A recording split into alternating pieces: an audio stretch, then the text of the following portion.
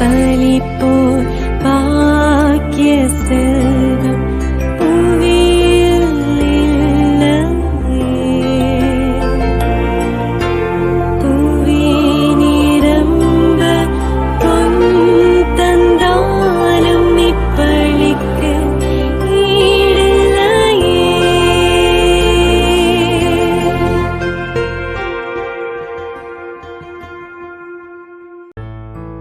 திருப்பலி ஒளிபரப்ப உதவுபவர்கள் மனைவி திருமதி ஞான சௌந்தரி மற்றும் குடும்பத்தினர், விக்கிரமசிங்கபுரம், பாளையங்கோட்டை. திரு அந்தோணி 9ஆம் ஆண்டு நினைவஞ்சலி, இவரின் ஆன்ம இளைப்பாற்றிக்காக வேண்டி.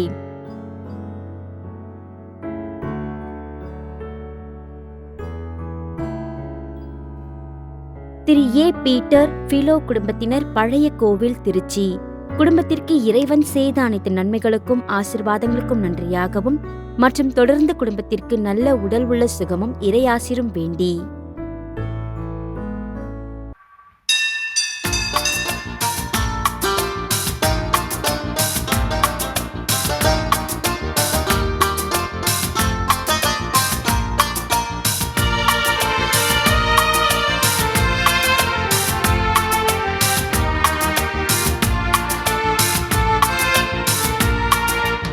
இறைவனை புகழ்வோம் வாருங்களே, இணையில்லா அன்பில் இணைந்திடுவோம்.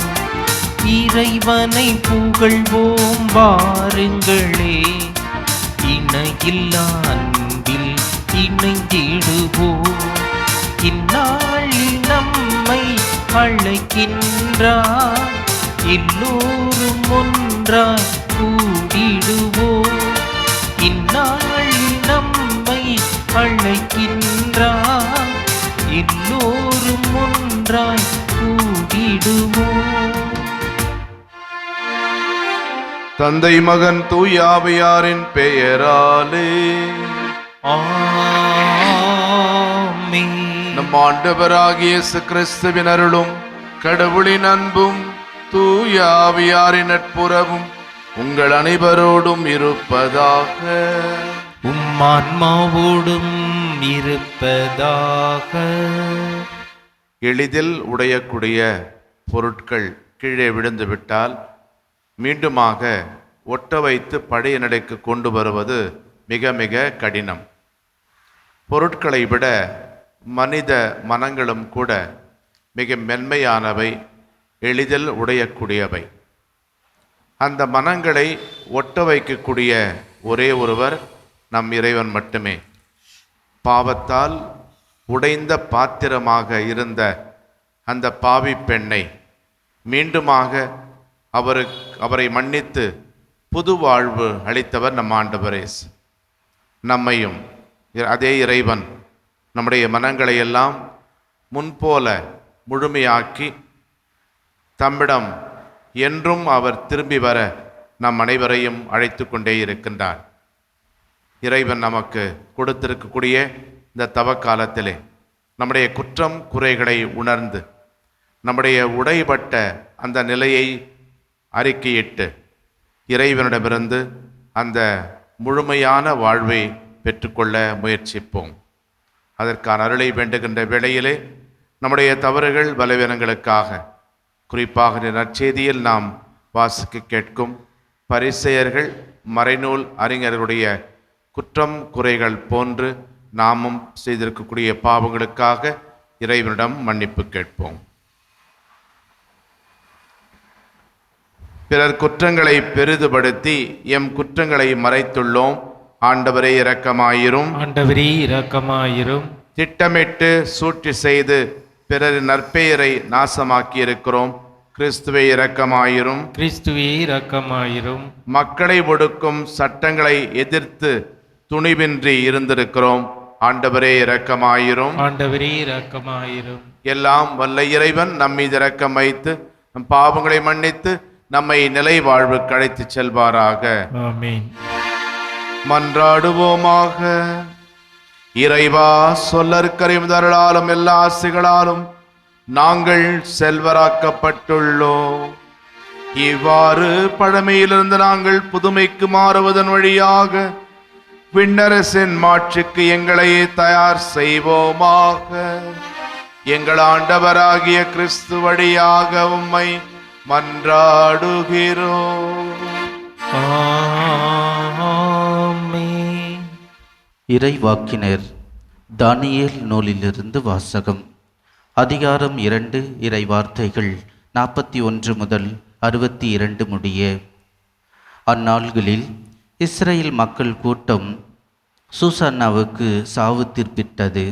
அப்பொழுது சூசன்னா உரத்த குரலில் கதறி, என்றுமுள்ள இறைவா, மறைவானவற்றை நீர் அறிந்திருக்கின்றீர். நிகழும் முன்பே எல்லாம் உமக்கு தெரியும். இவர்கள் எனக்கு எதிராக பொய் சான்று சொல்லி உள்ளனர் என்பதும் உமக்கு தெரியும். இவர்கள் என் மீது காட்டிய குற்றம் எதுவும் நான் செய்தறியேன். ஆயினும் இதோ நான் சாக வேண்டியிருக்கிறதே என்று சொன்னார். ஆண்டவர் சூசன்னாவுடைய குரலுக்கு செவி சாய்த்தார். கொல்லப்படுமாறு அவர் நடத்தி செல்லப்பட்ட பொழுது தானியேல் என்னும் பெயருடைய இளைஞரிடம் தூய் ஆவி கடவுள் தூண்டிவிட்டார். தானியேல் உரத்த குரலில், இவருடைய இரத்தப் பழியில் எனக்கு பங்கு இல்லை என்று கத்தினார். மக்கள் அனைவரும் அவர் பால் திரும்பி, நீர் என்ன சொல்கின்றீர் என்று வினவினர். அவரோ அவர்கள் நடுவே நின்று கொண்டு பின்வருமாறு சொன்னார். இஸ்ரேல் மக்களே, வழக்கை ஆராயாமலும் உண்மையை அறிந்து கொள்ளாமலும் இஸ்ரேல் மக்கள் ஒருத்தியை தீர்ப்பிட துணிந்து விட்டீர்களே, அந்த அளவுக்கு நீங்கள் அறிவிலிகளா? நீதி வழங்கும் இடத்திற்கு திரும்பி போங்கள். இம்மனிதர்கள் இவருக்கு எதிராக பொய் சான்று சொல்லியிருக்கிறார்கள் என்றார். எனவே மக்கள் எல்லோரும் விரைவாக திரும்பி வந்தார்கள். மற்ற மூப்பர்கள் தானியேலிடம் திரும்பி வந்து, எங்கள் நடுவே அமர்ந்து எங்களுக்கு விரைவாய் விலக்கி காட்டும், ஏனெனில் மூப்பருக்குரிய சிறப்பை கடவுள் உமக்கு அளித்துள்ளார் என்று வேண்டிக் கொண்டார்கள். அப்பொழுது தானியேல், இவர்களை தனித்தனியே பிரித்து தொலைவில் வையுங்கள், நான் இவர்களை வினவுவேன் என்றார். எனவே இவர்கள் இருவரையும் தனித்தனியே பிரித்து வைத்தார்கள். அப்பொழுது தானியேல் அவர்களுள் ஒருவரை அழைத்து, தீச்செயலில் விளைந்தவனே, நீ முன்பு செய்த பாவங்கள் இப்பொழுது வெளியாகிவிட்டன. மாசற்றவர்களையும் நீதிமான்களையும் சாவுக்கு உள்ளாக்காதே என்று ஆண்டவர் சொல்லியிருந்தும் நீ முறைகேடாக தீர்ப்பு வழங்கி மாசற்றவர்களை தண்டித்து குற்றவாளிகளை விடுதலை அளித்துள்ளாய். இதோ நீ உண்மையிலேயே சூசன்னாவை பார்த்திருந்தால் எந்த மரத்தடியில் அவர்கள் கூடியிருக்க கண்டாய் சொல் என்று கேட்டார். அதற்கு அவர், விலா மரத்தடியில் என்றார். அதற்கு தானியேல், நீ நன்றாக பொய் சொல்கிறாய். அது உன் தலைமேலே விழும். ஏனெனில் கடவுளின் தூதர் ஏற்கனவே இறைவனிடமிருந்து தீர்ப்பை பெற்றுவிட்டார். அவர் உன்னை இரண்டாக வெட்டி பிளப்பார் என்றார். பின் அவரை அனுப்பிவிட்டு மற்றவரை தம்மிடம் அழைத்து வருமாறு பணித்தார். அவரை நோக்கி, யூதாவுக்கு அல்ல, கானானுக்கு பிறந்தவன் உன் அழகு உன்னை மடக்கிவிட்டது, காமம் உன்னை நெறி தவறி செய்துவிட்டது. நீங்கள் இருவரும் இஸ்ரேல் மக்களினத்தாரை இவ்வாறு நடத்தி வந்திருக்கின்றீர்கள். அவர்களும் அச்சத்தால் உங்களுக்கு இணங்கி வந்திருக்கிறார்கள். ஆனால் யூதாவின் மகளாகிய இவரால் உங்கள் தீச்செயலை பொறுத்து கொள்ள முடியவில்லை. இதோ எந்த மரத்தடியில் சேர்ந்திருக்கும் பொழுது இவர்களை பிடித்தாய் சொல் என்றார். அவரோ கருவாலி மரத்தடியில் என்றார். தானியேல் அவரிடம், நீயும் நன்றாக பொய் சொல்கின்றாய். அது உன் தலைமேலே விழும். ஏனெனில் உன்னை இரு கூறாக வெட்டவும் இவ்வாறு உங்கள் இருவரையும் அழித்து ஒழிக்கவும் கடவுளின் தூதர் வாளுடன் காத்து கொண்டிருக்கிறார் என்றார். உடனே மக்கள் கூட்டம் முழுவதும் உரத்த குரல் எழுப்பி தம்மில் நம்பிக்கை வைப்போருக்கும் மீட்பளிக்கும் கடவுளை போற்றியது. அவர்கள் அந்த முதியோர் இருவருக்கும் எதிராக எழுந்தார்கள். ஏனெனில் அவர்கள் பொய் சான்று சொன்னதை அவர்கள் வாய்மொழியாகவே தானியேல் மெய்ப்பித்திருந்தார். அம்முதியோர் பிறருக்கு செய்ய இருந்த தீங்கை அவர்களுக்கே மக்கள் செய்தார்கள். மோசே சட்டப்படி அவர்களை கொன்றார்கள். இவ்வாறு மாசற்ற சூசன்னா அன்று காப்பாற்றப்பட்டார். ஆண்டவரின் அருள்வாக்கு. இறைவனுக்கு நன்றி. திருப்பாடல் உங்கள் பல்லவி. இருள் சூழ் பள்ளத்தாக்கில் நான் நடக்க நேர்ந்தாலும் எதற்கும் நான் அஞ்சிட்டேன். இருள் சூழ் பள்ளத்தாக்கில் நடக்க நேர்ந்தாலும் நான் எதற்கும் அஞ்சிடேன். ஆண்டவரே என் நாயர், எனக்கு ஏதும் குறையில்லை. பசும்புல் வெளி மீது என்னை அவர் இளைப்பார செய்வார். அமைதியான நீர்நிலைக்கு என்னை அழைத்து செல்வார். அவர் எனக்கு புத்துயிர் அளிப்பார். பல்லவி. இருள் சூழ் பள்ளத்தாக்கில் நடக்க நேர்ந்தாலும் நான் எதற்கும் அஞ்சிடேன். தம் பெயர்க்கேற்ப என்னை நீதி வழி நடத்திடுவார். மேலும் சாவின் இருள் சூழ் பள்ளத்தாக்கில் நான் நடக்க நேர்ந்தாலும் நீர் என்னோடு இருப்பதால் எத்தீங்கிற்கும் அஞ்சிட்டேன். உம் கோலும் நெடுங்கழியும் என்னை தேற்றும். பல்லவி. இருள் சூழ் பள்ளத்தாக்கில் நடக்க நேர்ந்தாலும் நான் எதற்கும் அஞ்சிடேன்.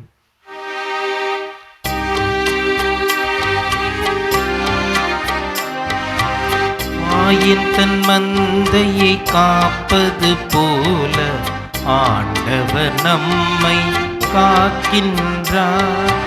ஆயின் தன் மந்தையை காப்பது போல ஆண்டவர் நம்மை காக்கின்றார்.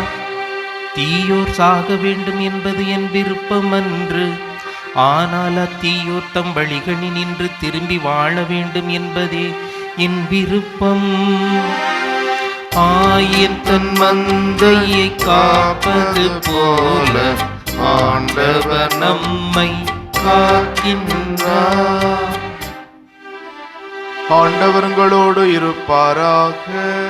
உம் ஆன்மாவோடும் இருப்பாராக.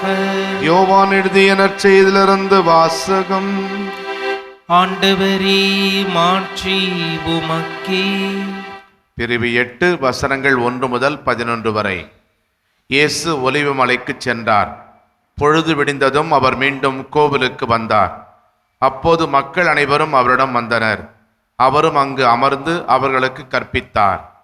மறைநூல் அறிஞரும் பரிசேயரும் விபச்சாரத்தில் பிடிபட்ட ஒரு பெண்ணை கூட்டிக் கொண்டு வந்து நடுவில் நிறுத்தி, போதகரே, இப்பெண் விபச்சாரத்தில் கையும் மெய்யுமாக பிடிபட்டவள். இப்படிப்பட்டவர்களை கல்லால் எறிந்து கொல்ல வேண்டும் என்பது மோசே நமக்கு கொடுத்த திருச்சட்டத்திலுள்ள கட்டளை. நீர் என்ன சொல்கிறீர் என்று கேட்டனர். அவர் மேல் குற்றம் சுமத்த ஏதாவது வேண்டும் என்பதற்காக அவர்கள் இவ்வாறு கேட்டு சோதித்தார்கள். இயேசு குனிந்து விரலால் தரையில் எழுதி கொண்டிருந்தார். ஆனால் அவர்கள் அவரை விடாமல் கேட்டு கொண்டிருந்ததால் அவர் நிமிர்ந்து பார்த்து, உங்களுள் பாவம் இல்லாதவர் முதலில் இப்பெண் மேல் கல் எறியட்டும் என்று அவரிடம் கூறினார். மீண்டும் குனிந்து தரையில் எழுதி கொண்டிருந்தார். அவர் சொன்னதை கேட்டது முதியோர் தொடங்கி ஒருவர் பின் ஒருவராக அவர்கள் யாவரும் அங்கிருந்து சென்று விட்டார்கள். இறுதியாக இயேசு மட்டுமே அங்கு இருந்தார். அப்பெண்ணும் அங்கேயே நின்று கொண்டிருந்தார். இயேசு நிமிர்ந்து பார்த்து, அம்மா, அவர்கள் எங்கே? நீர் குற்றவாளி என்று எவரும் தீர்ப்பிடவில்லையா என்று கேட்டார். அவர், இல்லை ஐயா என்றார்.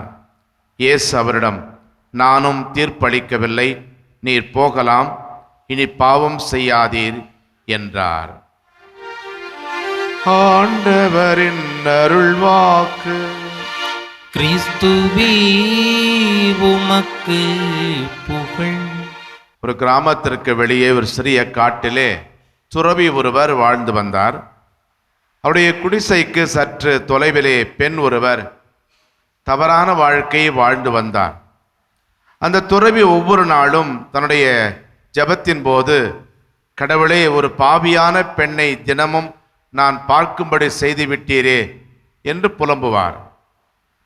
குறிப்பாக ஒவ்வொரு ஆணும் அவளது வீட்டிற்குள் போகும்போதெல்லாம் ஒரு செங்கல்லை எடுத்து வைப்பார். இப்படியாக அவர் எடுத்து வைத்த செங்கற்கள் அனைத்தும் ஒரு வீடே கட்டுமளவிற்கு அவருடைய குடிசைக்கு முன்பாக குவிந்திருந்தன. சில ஆண்டுகள் கழித்து இருவருமே இறந்து கடவுளிடம் சென்றார்கள். அப்போது அந்த துறவிக்கு நரக வாழ்வும், பாலியல் தொழில் புரிந்த அந்த பெண்ணுக்கு மோட்ச வாழ்வும் கிடைத்தது. அப்போது அந்த துறவி கடவுளை பார்த்து, கடவுளே, என்ன அநியாயம் இது? காலம் முழுவதும் உன்னையே நினைத்து வாழ்ந்த எனக்கு நரக வாழ்வு, காலம் முழுவதும் பாலியல் தொழில் செய்து பெரும் பாவியாக வாழ்ந்த அந்த பெண்ணுக்கு மோட்ச வாழ்வு கொடுத்திருக்கிறீரே, இது நியாயமா என்று கேட்டார். அதற்கு கடவுள், எனக்காக உன் வாழ்வையை அர்ப்பணித்தேன் என்று சொல்லிக்கொண்டே, நீ என்னை நினைத்து வாழ்ந்ததை விட அப்பெண்ணையும் அவளது பாவ வாழ்வையும் நினைத்து பொறுமை கொண்டே இருந்தாய். ஆனால் பாவ வாழ்வு வாழ்ந்த அந்த பெண்ணோ பெற்றோர் என்று அனாதையாக்கப்பட்ட தன்னை இந்த ஆணாதிக்க சமுதாயம் இப்படிப்பட்ட சூழலுக்கு தள்ளியதே என்று எண்ணி என்னை நோக்கி மனமுருகி அழுது மன்னிப்பு வேண்டி வந்தாள். அது மட்டுமல்லாமல் அவள் அத்தகைய பாவ வாழ்க்கையை இருந்து மனம் மாறி எப்பொழுதோ புது வாழ்வை அவள் பெற்றுவிட்டாள். ஆனால் நீயோ அதனை அறியாமல் அவள் பாவம் செய்வதாகவே நினைத்து கொண்டு உன்னை கரைப்படுத்தி கொண்டாய் என்று சொன்னார் கடவுள். அன்புக்குரியவர்களே, தீர்ப்பு வழங்குவதற்காக தன்னிடம் இழுத்து வரப்பட்ட ஒரு பெண்ணுக்கு தீர்ப்புக்கு பதிலாக மன்னிப்பு வழங்கி அனுப்பி வைத்த இயேசுவை இன்றைய நற்செய்தியில் நாம் காண்கின்றோம். பரிசேயருக்கும் மறைநூல் அறிஞருக்கும் சட்டமெல்லாம் தெரியும். அந்த பெண்ணை தண்டிக்கின்ற அதிகாரம் அவர்களுக்கு இருந்தது. ஆனாலும் இயேசுவை எப்படியும் மடக்க வைக்க வேண்டும், அவரை பிரச்சனையில் சிக்க வைக்க வேண்டும் என்பதற்காக அந்த பாவி பெண்ணை அவரிடம் இழுத்து வந்தார்கள். இந்த நிகழ்வை மையமாக வைத்து ஒரு நாடகம் நடைபெற்றது. அந்த நாடகத்திலே ஒரு காட்சி வருகிறது. இந்த காட்சியிலே இயேசு பரிசேயரிடம் ஒரு கேள்வி கேட்பார்.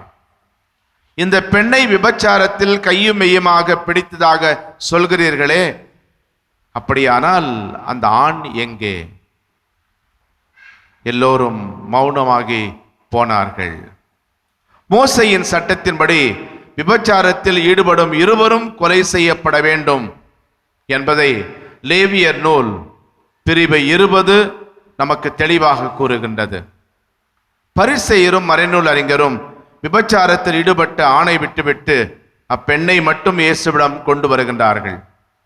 அப்பெண் கொல்லப்பட வேண்டும் என்றால் பாவிகளின் நண்பர் என்ற இயேசுவின் பெயருக்கு பாதிப்பு ஏற்படும். அல்லது அந்த பெண்ணை தீர்ப்பிடாமல் விட்டுவிட்டால் மோசேயின் சட்டத்தை இயேசு மீறியதாக குற்றம் சுமத்தலாம். இயேசுனுடைய தீர்ப்பை எதிர்பார்த்து கையில் அவர்கள் கற்களோடு காத்திருக்கிறார்கள். அப்பொழுது இயேசு, உங்களுள் பாவம் இல்லாதவர் முதலில் இப்பெண் மேல் கல் எறியட்டும் என்று சொல்ல, பரிசேயரும் மறைநூல் அறிஞரும் பெரியவர் தொடங்கி அத்தனை பேரும் கற்களை கீழே போட்டுவிட்டு அந்த இடத்தை விட்டு அகன்று போகின்றார்கள். இறுதியாக இயேசு மட்டுமே அங்கிருந்தார். அப்பெண்ணும் அங்கேயே நின்று கொண்டிருந்தார். இந்த காட்சியை கூறுகிற புனித அகுஸ்தீனார் இவ்வாறு சொல்வார். இறுதியில் அங்கு 2 மட்டுமே இருந்தன, இறக்கப்பட வேண்டிய பெண்ணும் இரக்கமுள்ள இயேசுவும் என்று சொல்வார். குற்றங்களை தண்டிக்கின்ற கடவுளோடு வாழ்வது எளிது. ஆனால் எந்த நேரமும் எந்த நிலையிலும் அன்பு ஒன்றையே வாரி வாரி வழங்குகின்ற கடவுளோடு வாழ்வது என்பது நமக்கு தரப்பட்டிருக்கிற ஒரு பெரிய சவால். அன்புக்குரியவர்களே, மன்னிப்பதில் கடவுள் சலிப்படைவதில்லை, மன்னிப்பு கேட்பதில்தான் நாம் சலிப்படைகின்றோம் என்று சொன்னார் திருத்தந்தை பிரான்சிஸ் அவர்கள். நாம் அனைவரும் பாவிகள். பாவம் செய்யாதவர் இந்த உலகத்தில் எவருமே இல்லை. சோர்வின்றி சலிப்பின்றி இறைவனுடைய இரக்கத்தை நாம் நாடுவோம். இறைவனின் இரக்கம் நம் வாழ்வில் ஆற்றக்கூடிய மாற்றங்களை உணர்வோம். நம் பாவங்களை விட இறைவனின் இரக்கம் பெரிது.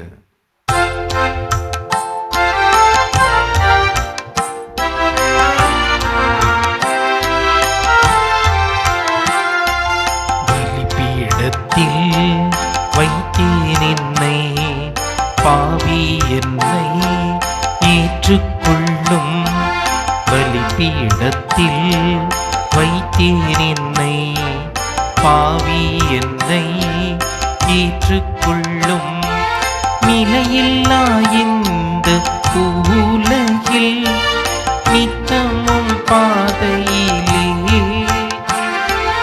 நிலையில்லா இந்த உலகில் நித்தமும் பாதையிலே நின் சித்தம் போல் உம் கரத்தா நின் சித்தம் போல் உம் கரத்தா நித்தம் வழி நடத்தும் நித்தம் வழி நடத்தும். சகோதரர்களே சகோதரிகளே, என்னுடையது உங்களதுமான இந்த இப்பலி எல்லாமல்ல தந்தையாகிற இவனுக்கு ஏற்றதாகும்படி மன்றாடுங்கள். ஆண்டவர் தமது பெயரின் புகழ்ச்சிக்காகவும் மாட்சிக்காகவும் நமது நன்மைக்காகவும் புனித திரவை அனைத்து நலனுக்காகவும் உமது கையிலிருந்து இப்பள்ளியை ஏற்றுக்கொள்வாராக. ஆண்டவரே, மறை நிகழ்வுகளை கொண்டாட இருக்கும் நாங்கள் உம்மை வேண்டுகின்றோம். அதனால் உடல் உறுத்தலின் பயனாக மகிழ்வை தரும் மன தூய்மையை நாங்கள் உமக்கு காணிக்கையாக்குவோமாக. எங்கள் ஆண்டவராகிய கிறிஸ்து வழியாக உம்மை மன்றாடுகிறோம். ஆமென். ஆண்டவர் உங்களோடு இருப்பாராக. உம்மான்மாவோடும் இருப்பாராக. இதயங்களை மேலே எழுப்புங்கள். ஆண்டவரிடம் எழுப்பியுள்ளோ நம் இறைவனாகிய ஆண்டவருக்கு நன்றி கூறுவோம். அது தகுதியும் நீதியும் ஆனதே.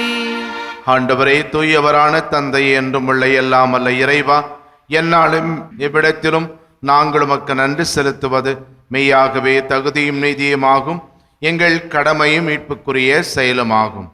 எங்கள் உண்ணான் நோன்பின்படியாக நீர் எங்கள் தீய நாட்டங்களை அடக்குகின்றீர், மனதை மேலே எழுப்புகின்றீர், நற்பண்புகளையும் அவற்றுக்கான பரிசுகளையும் எங்கள் ஆண்டவராகிய கிறிஸ்து வழியாக பெருகச் செய்கின்றீர்.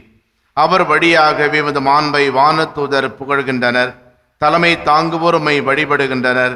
அதிகாரம் செலுத்துவோரும் திருமுன் நடுங்குகின்றனர். வானங்களும் அவற்றில் உள்ள ஆற்றல்களும் சேராபின்களும் ஒன்று கூடி அக்களித்து கொண்டாடுகின்றனர். அவர்களோடு எங்கள் குரலையும் சேர்த்து கொள்ளுமாறு நாங்களுமே தாழ்மையோடு இறைஞ்சி புகழ்ந்து போற்றுவதாவது: தூயவர் தூயவர் தூயவர், வான்படைகளின் கடவுளாம் ஆண்டவர். விண்ணகமும் மண்ணகமும் உமது மாட்சியால் நிறைந்துள்ளன. உன்னதங்களிலே ஓசன்னா. ஆண்டவர் பெயரால் வருகிறவர் ஆசி பெற்றவர். உன்னதங்களிலே ஓசன்னா. ஆண்டவரை, நேர்மையாகவே தூயவர், தூய்மை அனைத்துக்கும் ஊற்று. ஆகவே உம்முடைய ஆவியை பொழிந்து இக்காணிக்கைகளை தூய்மைப்படுத்தும் வேண்டுகிறோம். இவ்வாறு எங்கள் ஆண்டவர் இயேசு கிறிஸ்துவின் உடலும் இரத்தமுமாக எங்களுக்கு இவை மாறுபனவாக.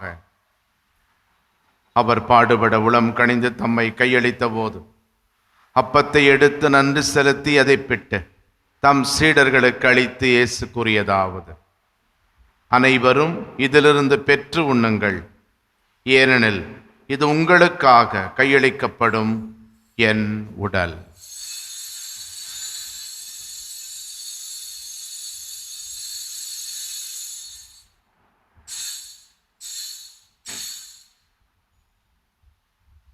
அவ்வண்ணமே இரவு விருந்தை அருந்திய பின் திராட்சை ரசம் நிறைந்த கிண்ணத்தையும் எடுத்து மீண்டும் உமக்கு நன்றி கூறி தம் சீடர்களுக்கு அளித்து இயேசு கூறியதாவது: அனைவரும் இதிலிருந்து பெற்று பருகுங்கள், ஏனெனில் இது புதிய நிலையான உடன்படிக்கைக்கு உரிய என் இரத்தத்தின் கிண்ணம். இது பாவ மன்னிப்புக்கென்று உங்களுக்காகவும் பலருக்காகவும் சிந்தப்படும். இதை என் நினைவாக செய்யுங்கள்.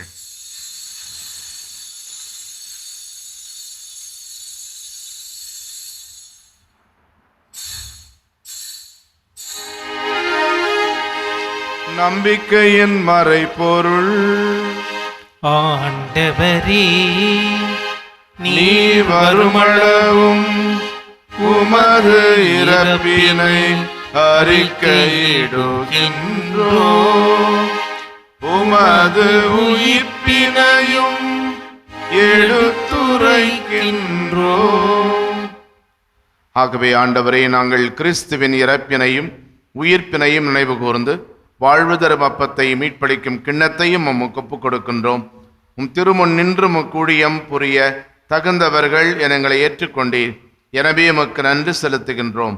மேலும் கிறிஸ்துவின் உடலிலும் இரத்தத்திலும் பங்கு கொள்ளும் எங்களை தூய ஆவியார் ஒன்று சேர்க்க வேண்டுமென உம்மை தாழ்மையுடன் மன்றாடுகிறோம். ஆண்டவரே, உலகெங்கும் பரவியிருக்கும் அது திரு அவையை நினைவு கூர்ந்தருளும். எங்கள் திருத்தந்தை லியோ, எங்கள் ஆயர் ஜார்ஜ், எல்லா திருநிலையினர், துறவரத்தார், பொது நிலையினர் ஆகிய அனைவரோடும் உமது திரு அவை அன்பில் நிறைவேற செய்தருளும். உயிர் தொடும் எதிர்நோக்குடன் துயில் கொள்ளும் எங்கள் சகோதரர் சகோதரிகளை நினைவு கூர்ந்து ஒளிமிகுமுடைய திருமுன் ஏற்றுக்கொள்ளும். எங்கள் அனைவர் மீதும் இரக்கமாயிரும். கடவுளின் கன்னித்தாயான புனித மரியா, அவருடைய அன்பு கணவரான புனித யோசேப்பு, புனித திருத்தூதர்கள், இவ்வுலகிலும் மக்கு உகந்தவராயிருந்த புனிதர் அனைவருடனும் நாங்கள் நிலை வாழ்வில் பங்கு கொள்ளும் தகுதி பெற்று திருமகன் இயேசு கிறிஸ்து வழியாக உம்மை புகண்டேத்தும் வரமரள உம்மை மன்றாடுகிறோம். இவர் வழியாக இவரோடு இவரில் எல்லாம் வல்ல இறைவனாகிய தந்தையே, தூயாவியாரின் ஒன்றிப்பில் எல்லா புகழும் ஆட்சியும் என்றென்றும் உமக்கு உரியதே. ஆமென், ஆமென், ஆமென். இறைவன் நம் பாவங்களை மன்னிப்பது போல நாமும் பிறர் குற்றம் குறைகளை மன்னிக்க தேவையான அருளுக்காக மன்றாடுவோம். விண்ணுலகில் இருக்கின்ற எங்கள் தந்தையே, உமது பெயர் தூயது என போற்றப் பெறுக. உமது ஆட்சி வருக. உமது திருவுளம் விண்ணுலகில் நிறைவேறுவது போல மண்ணுலகிலும் நிறைவேறுக. எங்கள் அன்றாட உணவை இன்று எங்களுக்கு தாரும். எங்களுக்கு எதிராக குற்றம் செய்வோரை நாங்கள் மன்னிப்பது போல எங்கள் குற்றங்களை மன்னியும். எங்களை சோதனைக்கு உட்படுத்தாதேயும், தீமையிலிருந்து எங்களை விடுவித்தருளும். ஆண்டவரே, தீமை அனைத்திலிருந்தும் எங்கள் விடுவித்து எங்கள் வாழ்நாளில் அமைதியை கனிவுடன் அருள மன்றாடுகிறோம். உமது இரக்கத்தின் உதவியால் நாங்கள் பாவத்திலிருந்து எப்போதும் விடுதலை பெற்று யாதொரு கலக்கமும் இன்றி நலமாய் இருப்போமாக. நாங்கள் எதிர்நோக்கி இருக்கும் பேரின்பத்துக்காகவும் எம் மீட்பராகிய இயேசு கிறிஸ்துவின் வருகைக்காகவும் காத்திருக்கின்றோம். ஏனெனில் ஆட்சியும் வல்லமையும் ஆட்சியும் என்றென்றும் உமதே. ஆண்டவரே இயேசு கிறிஸ்துவே, அமைதியை உங்களுக்கு விட்டுச் செல்கின்றேன், என் அமைதியை உங்களுக்கு அளிக்கின்றேன் என்றும் திருத்தூதர்களுக்கு சொன்னீரே. எங்கள் பாவங்களை பாராமல் நாங்கள் உம்மில் வைத்திருக்கும் நம்பிக்கை மட்டுமே கண்ணோக்கி எங்கள் ஒவ்வொருவருக்கும் அமைதியையும் எங்கள் குடும்பங்களுக்கு ஒற்றுமையும் உலக நாடுகளுக்கிடையே உண்மையான சமாதானத்தையும் அளித்தருள்வீராக. என்றென்றும் வாழ்ந்து ஆட்சி செய்கின்றவர் நீரே. ஆமென்.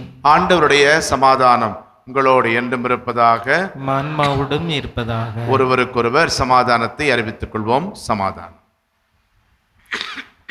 உலகின் பாவங்களை போக்கும் இறைவனின் செம்மறியே, எங்கள் மேல் இரக்கமாயிரும். உலகின் பாவங்களை போக்கும் இறைவனின் செம்மறியே, எங்கள் மேல் இரக்கமாயிரும். உலகின் பாவங்களை போக்கும் இறைவனின் செம்மறியே, எங்களுக்கு அமைதியை அளித்தருளும். இதோ இறைவனின் செம்மறிதோ உலகின் பாவங்களை போக்குபவர். செம்மறியின் விருந்துக்கு அழைக்கப்பட்டோர் பேறு பெற்றோர். ஆண்டவரே, நீர நிலத்தில் எழுந்தருள நான் தகுதியற்றவன், ஆனால் ஒரு வார்த்தை மட்டும் சொல்லியருளும், எனது ஆன்மா நலமடையும். மன்றாடுவோமாக. ஆண்டவரையும் அருளடையாளங்களின் ஆசியால் வலிமை பெற்ற நாங்கள் உம்மை வேண்டுகின்றோம். இவற்றால் நாங்கள் எப்பொழுதும் குற்றங்களிலிருந்து கடுவு பெற்று கிறிஸ்துவை பின்பற்றி உம்மை நோக்கி முன்னேறி வருவோமாக. என்றென்றும் வாழ்ந்து ஆட்சி செய்கின்ற வழியாக உம்மை மன்றாடுகிறோம். ஆமென். ஆண்டவரே, உம்மை மன்றாடும் மக்களை பாவங்களிலிருந்து விடுவித்தருளுமை வேண்டுகிறோம். அதனால் அவர்கள் புனித நெறியில் வாழ்ந்து எவ்வித இன்னல்களாலும் தாக்கப்படாமல் இருப்பார்களாக. எங்கள் ஆண்டவராகிய கிறிஸ்து வழியாக உம்மை மன்றாடுகிறோம். ஆமென். ஆண்டவர்களோடு இருப்பாராக. உம்மான்மாவோடும் இருப்பாராக. எல்லாம் வல்ல இறைவன் தந்தை மகன் தூயாவியார் உங்களுக்கு ஆசி வழங்குவாராக. ஆமென். கிறிஸ்துவின் அன்பில் சென்று வாழுங்கள். இறைவனுக்கு நன்றி.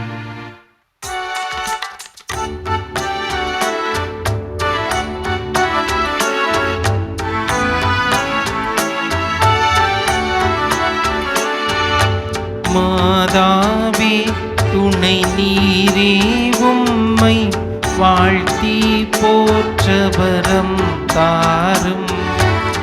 இதோ பிள்ளைகள் வந்தோம் அம்மா, ஏற்றன்பாக எமை பாரும். வானூர் தம்மரசே தாயேயம் மன்றாட்டை தயவாய் கேளும். ஈனூர் என்றமை நீர் தள்ளாமல் இக்காலத்துமே தற்கார். திருப்பலி ஒளிபரப்ப உதவியவர்கள்: மனைவி திருமதி ஞான சௌந்தரி மற்றும் குடும்பத்தினர், விக்கிரமசிங்கபுரம், பாளையங்கோட்டை. திரு அந்தோணி 9ஆம் ஆண்டு நினைவஞ்சலி, இவரின் ஆன்ம இளைப்பாற்றிக்காக வேண்டி.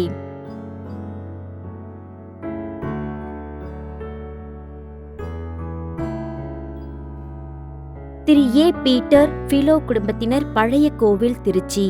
குடும்பத்திற்கு இறைவன் செய்த அனைத்து நன்மைகளுக்கும் ஆசீர்வாதங்களுக்கும் நன்றியாகவும் மற்றும் தொடர்ந்து குடும்பத்திற்கு நல்ல உடல் உள்ள சுகமும் இறையாசிரும் வேண்டி